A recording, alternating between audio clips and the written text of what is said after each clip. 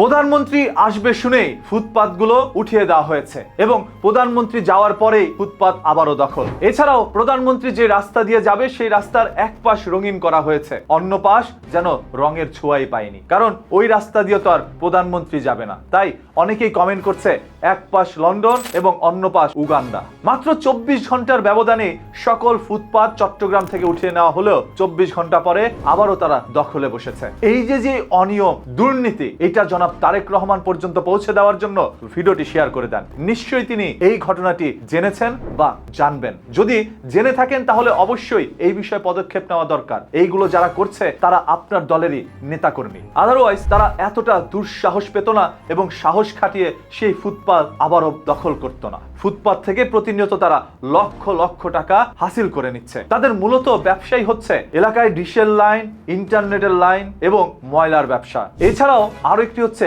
কেউ যদি বাসা নির্মাণ করে তাহলে সেখানে ইট বালি সিমেন্ট রড দিয়ে তাদেরকে সাহায্য করা, সাহায্যের আড়ালে টাকা হাতিয়ে নেওয়া। রাস্তাঘাট বের করে দিবে বলেও লক্ষ কোটি টাকা হাতিয়ে নিচ্ছে এই সকল নেতারা, যাদেরকে এখন পর্যন্ত জনাব তারেক রহমান চেনেনও না। তারাই আপনার দলের নাম ব্যবহার করে এইভাবে অনিয়ম, অপকর্ম, অপরাধ সংগৃহীত করছে। এই যে কিছুদিন আগে চট্টগ্রামের যে ঘটনাটি আপনারা দেখেছেন, কিছুক্ষণ আগেই ফুটপাত ছিল না, আবার কিছুক্ষণ পরেই ফুটপাত দখল। সেই সকল ফুটপাত ব্যবসায়ী নিজেরাই বলছে জনাব তারেক রহমান আসবে বিদায় আমাদেরকে উঠিয়ে দিয়েছে, তিনি চলে যাওয়ার পর আমরা আবারও বসেছি। আমাদেরকে বলছে যে তারেক জি আসবে এখানে, এই কারণে আমাদেরকে 4 তারিখ থেকে উঠে দিছে।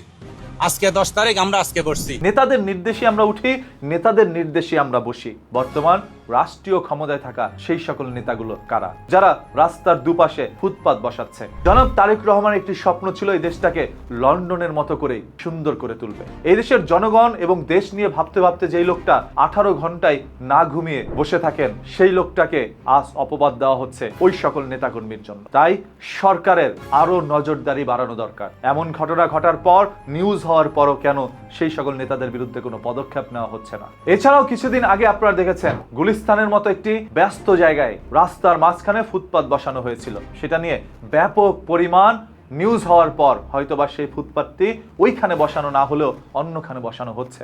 রাস্তার মাঝখানে হকার এবং রাস্তার দুই পাশে হকার বসানোর একটি বড় সিন্ডিকেটের দায়িত্ব পালন করছে বর্তমান অসংখ্য নেতারা। এখান থেকে লক্ষ কোটি টাকা তারা আত্মসাৎ করে নিয়ে যাচ্ছে।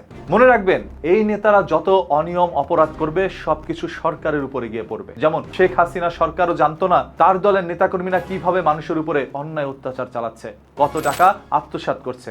এই যে বাজেটগুলো তাদেরকে দেওয়া হতো রাস্তা নির্মাণে, সেই বাজেটগুলো যে নিজেরাই খেয়ে দিয়ে অল্প কিছু দিয়ে রাস্তা নির্মাণ করতো বা কোথাও করতো না, সেইগুলো শেখ হাসিনার কান পর্যন্ত যায়নি। সেরকম ভাবে জনাব তারেক রহমানের কান পর্যন্ত যাচ্ছে না। আমরা সবাই আকুল ভাবে অনুরোধ জানাবো যাতে করে আমাদের মাননীয় প্রধানমন্ত্রী জনাব তারেক রহমান এই দিকে একটু নজরদারি বাড়ান। তিনি 17-18টি বছর লন্ডনের মাটিতে ছিল। তার মা অসুস্থ থাকা সত্ত্বেও তিনি দেশে এসে তার মাকে দেখতে পারেনি। তখন বাস্তবতার সম্পর্কে অনেক কিছু জানতে পেরেছে, বুঝতে পেরেছে জনাব তারেক রহমান। ইন্টারনেটে সবসময় যার চোখ ছিল, আজও যেন এই ইন্টারনেটে চোখ রেখে সব সত্য জানতে পারে, কারণ অসংখ্য গণমাধ্যম সত্য তুলে ধরছে না।